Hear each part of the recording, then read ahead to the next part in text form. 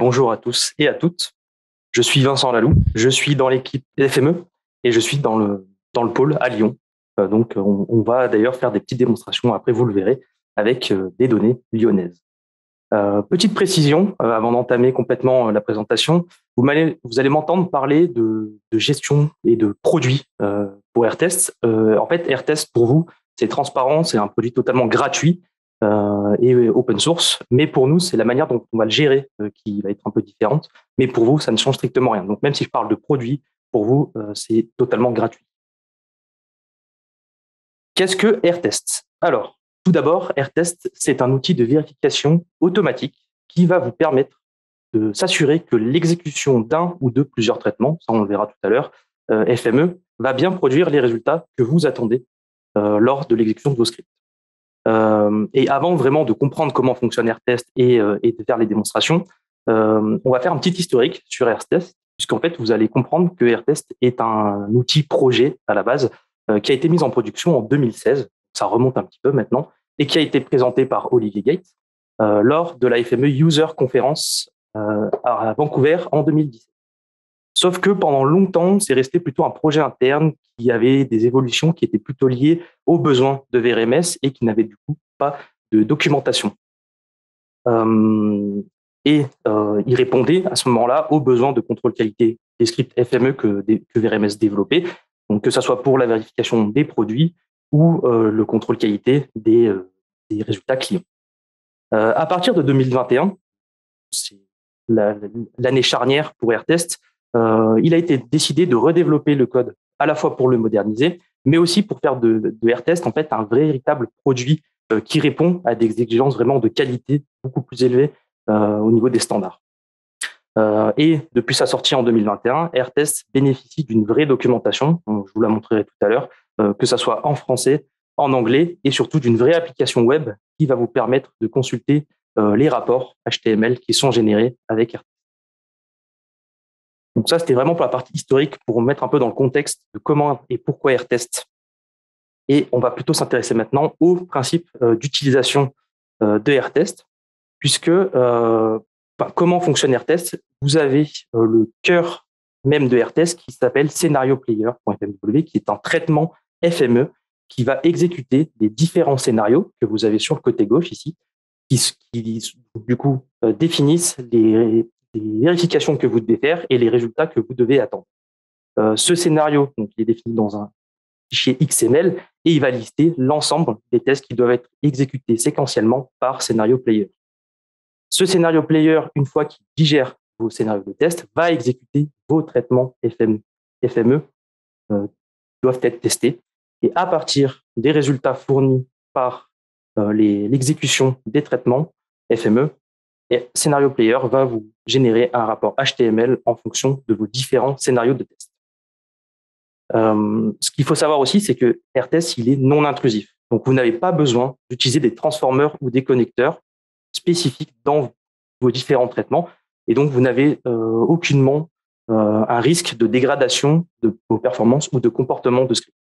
Donc, on est vraiment sur un outil qui ne va strictement rien modifier sur la structure de vos scripts. Et alors, on va simplement repartir d'ici. Quelques cas d'utilisation que nous avons identifiés chez VRMS et qui nous arrivent régulièrement. AirTest se prête plutôt bien à la vérification de projets importants qui nécessitent l'automatisation vraiment soit de tests lourds, soit d'avoir défini des tests en amont, qui va être le cas avec AirTest notamment. Donc, pour les projets importants, ça s'y prête énormément et c'est ce que nous faisons pour tous nos projets et toutes nos prestations au sein de VRMS. Il répond aussi bien au cas des engagements de service, engagements de qualité de résultats pour vérifier que les données générées sont conformes à ce que vous attendez.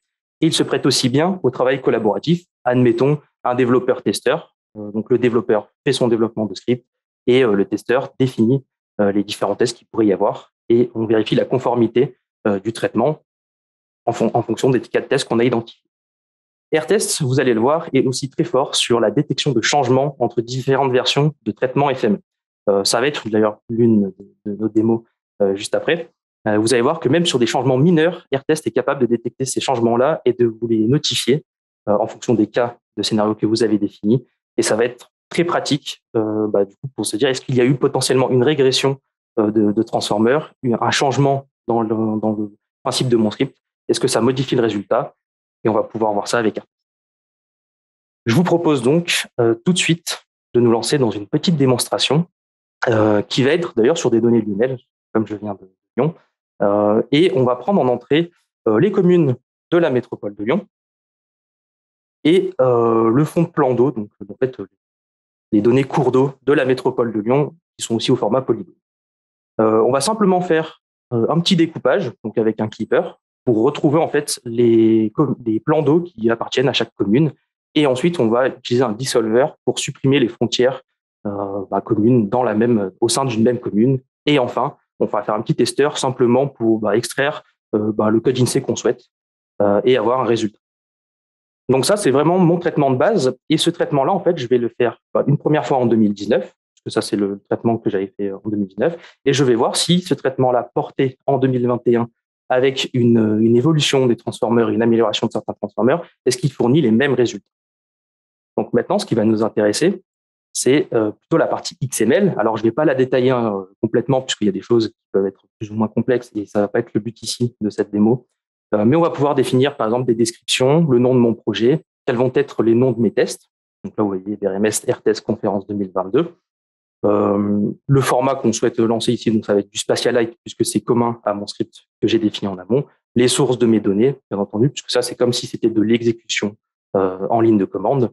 Et enfin, la partie check collection qui est la plus importante, puisque ça va définir quels sont les tests que je veux faire et quels sont les résultats que je veux attendre. Donc là, vous voyez, ici, on va tester tout d'abord la valeur d'un attribut avec la fonction attribute value, et on va attendre à ce que le code INSEE, vous voyez ici, request param que vous avez ici, soit 69 260, et on va faire pareil pour la géométrie, puisqu'on attend une certaine géométrie en sortie. Une fois qu'on a défini ce scénario XML, on va pouvoir l'exécuter à l'aide d'un batch. Et donc là, moi, j'ai fait du coup 2 scénarios qui correspondent à 2019 et 2021. Du coup, j'ai 2 batchs correspondants que je vais lancer avec un launch all scénario. Et on va attendre. Donc là, vous voyez que l'exécution se fait. Et on va attendre un petit peu.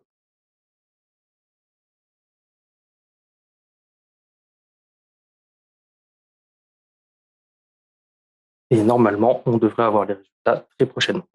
Donc, vous voyez maintenant que AirTest a généré 2 nouveaux dossiers qui s'appellent RTlog, qui vous permettent d'accéder à la fois au log de vos traitements 2019, donc de vos traitements Workbench, et à la fois des logs de Scenario Player même. Donc, pour savoir si potentiellement quelque chose s'est mal passé dans l'exécution, vous allez pouvoir le savoir et vous allez pouvoir le tracer. Et ce qui va nous intéresser plus particulièrement ici, le RT Report, qui va en fait recenser l'ensemble des rapports HTML qui ont été générés. Alors, le last report, on le prendra après, puisque AirTest génère toujours un fichier qui s'appelle last report, qui correspond au dernier rapport HTML généré. Et nous, on va plutôt prendre le scénario 2019 dans un premier temps pour décrire un peu ce qui se passe au niveau de l'interface. Donc là, vous avez la web application AirTest. Donc, vous retrouvez effectivement des choses que j'avais spécifiées dans le scénario XML, donc le nom de mon projet, le scénario de test qui est exécuté. J'aurais pu renseigner un utilisateur lors de l'exécution du RTest, je ne l'ai pas fait ici, mais peu importe, la date d'exécution, la description, et surtout des informations importantes au niveau du système d'exploitation, la version de scénario player avec laquelle a été lancé les scripts, votre répertoire de travail, et vous pouvez directement visualiser vos logs en instantané. Donc, c'est plutôt pratique si vous avez ce genre de choses. Je vais mettre ça là. Et du coup, vous pouvez directement cliquer sur Consulter log pour y accéder. Vous avez aussi le tableau à droite, qui est une composante importante de l'application web, puisque ça va vous résumer statistiquement les tests, s'ils sont en succès, en échec, en erreur. Et du coup, on va considérer dans AirTest, donc un premier test, c'est l'exécution que vous voyez ici, VRMS AirTest Conférence, ça c'est un test. Est-ce qu'il est en succès, en échec ou en erreur? À l'intérieur de ce test, j'ai lancé un traitement, j'aurais pu en lancer plusieurs potentiellement. Vous voyez ici qu'on va avoir des informations importantes sur le projet qui est lancé, le pic de mémoire, la RAM, la durée d'exécution, la version de FME que j'ai utilisée. Je peux voir les paramètres que j'ai utilisés pour lancer le projet, et je peux aussi consulter les logs de mon traitement de la même manière. Et vous voyez ici que j'ai résultat attendu, résultat observé, et j'ai quelques messages d'erreur, en tout cas d'attention ici, de warning, qui peuvent remonter, mais ici, c'est pas critique. Ça ne change rien à l'exécution de mon traitement. Vous voyez aussi que dans ce test-là, j'ai effectué 2 vérifications, ce qui est le cas. Quelle est la valeur de l'attribut que j'attends en sortie et quelle est la géométrie que j'attends dans cette même sortie. Donc, ça, c'est comment fonctionne AirTest et comment on peut interpréter les résultats. Vous avez aussi une partie dynamique sur les filtres. Si, par exemple, vous voulez seulement visualiser les tests en succès, les tests en échec, les tests en erreur, donc là, forcément, je n'ai pas de test en échec ni en erreur, mais vous pouvez, du coup, choisir ce que vous voulez visualiser. On va maintenant ouvrir ce même rapport HTML avec une version 2021. Donc, je ne veux pas forcément repasser sur l'interface, mais vous allez vous rendre compte ici que, en fait, on va avoir un des tests qui va être en échec, puisque j'attendais, dans la version 2019, en tout cas quand le script était conforme dans la version 2019, un FME Donut et un FME Polygone. On voit que la valeur de l'attribut a bien fonctionné, mais le résultat observé est différent. Alors, on pourrait se poser la question de qu'est-ce qui s'est passé, et en fait, cela vient d'une régression du dissolver qui va du coup supprimer, a tendance à remplir les trous, boucher les trous quand on a des cas très spécifiques. Donc là, forcément, les données ont été préparées aussi pour que ça fonctionne. Mais du coup, le dissolver a eu une régression. Je pense que peut-être certains d'entre vous s'en sont rendus compte. Et ça a été patché en 2022, notamment sur le dissolver, donc il n'y aura plus de problème. Et puis, il faudrait avoir le cas particulier pour que cela. Donc voilà, on peut très vite s'en rendre compte d'une régression entre 2 versions de FME très rapidement. Donc ça, c'était des tests assez simples, assez basiques, qui nous permettent de vérifier la géométrie et les attributs. Et comme je vous l'ai dit tout à l'heure, c'est la même méthode que nous appliquons pour nos différents produits. Donc là, je vais vous montrer une petite démo sur IGNF Connector, justement. Alors, j'ai lancé les tests avant, puisque l'API de l'hygiène est un peu plus longue à répondre. Donc j'ai préféré lancer les tests juste avant. Et là, vous allez voir qu'on a une multitude de tests. Donc, il y a 30 vérifications, 3 tests et 3 traitements qui sont lancés. Et on va vérifier des multiples choses, que ce soit de la géométrie, de l'attributaire, vérifier que le transformer fonctionne bien, qu'on n'a pas de mauvaises réponses après avoir effectué certaines requêtes, etc., etc. Et vous allez avoir la même chose pour le attribute vous allez avoir le même cas, donc avec un peu moins de tests ici, puisque on vérifie un peu moins de choses, mais globalement, vous avez le fonctionnement que l'on applique à tous nos produits, à toutes notre prestations que l'on fait chez VRMS. On utilise AirTest pour vérifier que les résultats soient bien conformes à ce que l'on attend.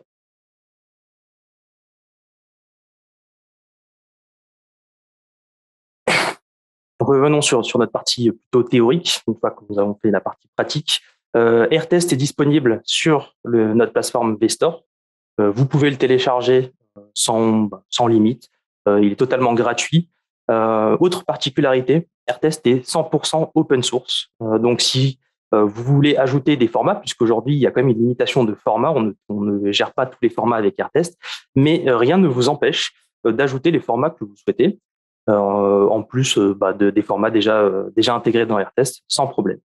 Nous mettons aussi à disposition de la formation sur AirTest si vous en avez besoin. Et si vous avez aussi besoin d'amélioration, de modifications dans le script AirTest, c'est largement possible.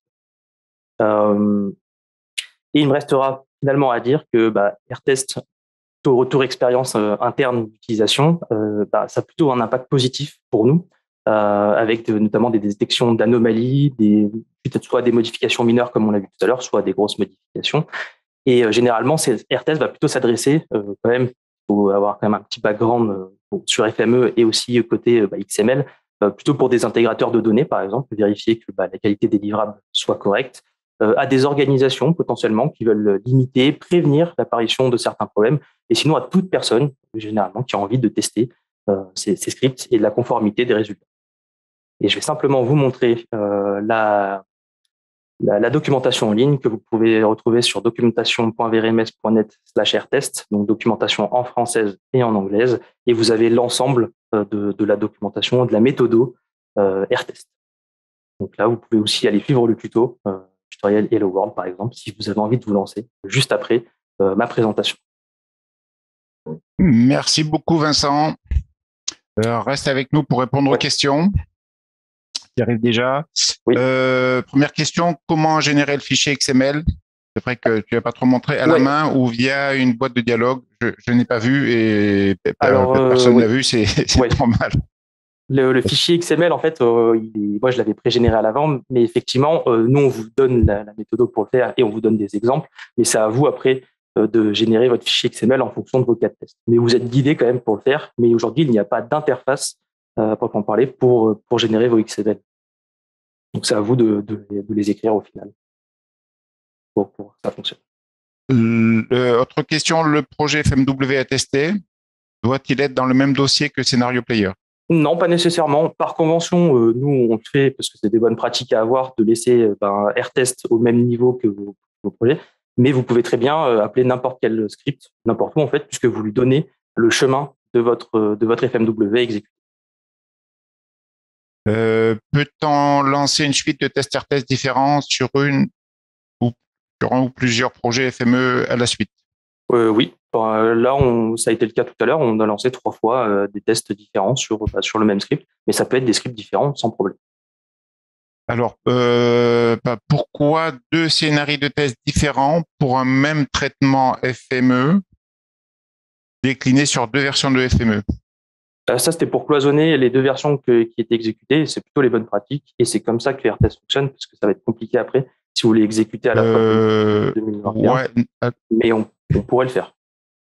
Oui, alors je suis plutôt d'accord avec Christelle en l'occurrence. Bon, on n'a pas discuté, excusez-nous pour cette petite discussion interne, mais c'est vrai que le même projet aurait pu être utilisé. Hein. Alors, c'était plus pour faciliter peut-être la Non, c'était pour faciliter la démo et puis surtout que ça soit plus parlant. Mais j'aurais pu utiliser le même projet et l'exécuter avec 2021 sans problème.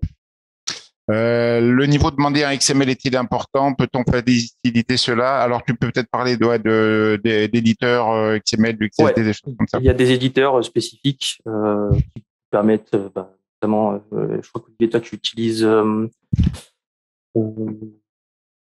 moi, XML Spy. XML Spy, voilà. Et moi, j'utilise plutôt Visual Studio Code, mais si vous avez un bon éditeur XML, comme utilise Olivier, ou même Visual Studio Code avec les bonnes librairies, pour le coup, c'est assez simple de générer son XML puisque le XML est entre guillemets régi par un autre fichier XSD qui va vous permettre du coup de placer les éléments au bon endroit, d'appeler les bonnes fonctionnalités.